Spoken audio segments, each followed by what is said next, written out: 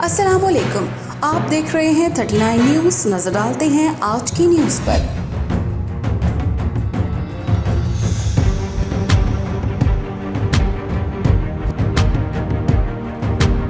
तफसीलात जानते हैं अपने नुमाइंदे से।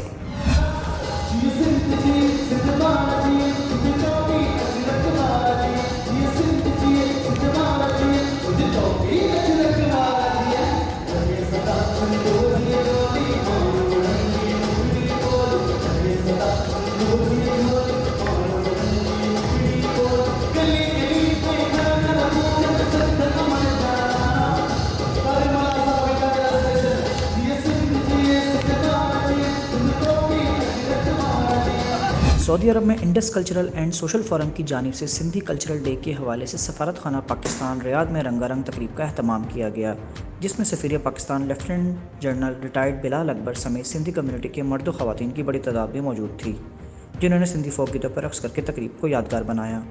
सऊदी दारुल हुकूमत रियाद में Indus cultural and social forum की जानिब से सफारत खाना पाकिस्तान में सिंधी कल्चर डे के हवाले से सजने वाली तकरीब में सिंधी कल्चर के सभी रंग नुमाया थे, जिसमें सिंधी तहजीब और सकाफ़त पर मुबनी स्टॉल लगाए गए थे। मकामी गुलकार नईम सिंधी ने फोक म्यूज़िक के ज़रिए समाप बांधा, जिस पर शरका ने रक़्स करके जहां सिंधी कल्चर डे को भरपूर अंदाज से मनाया, वहीं उसे यादगार भी बना दिया।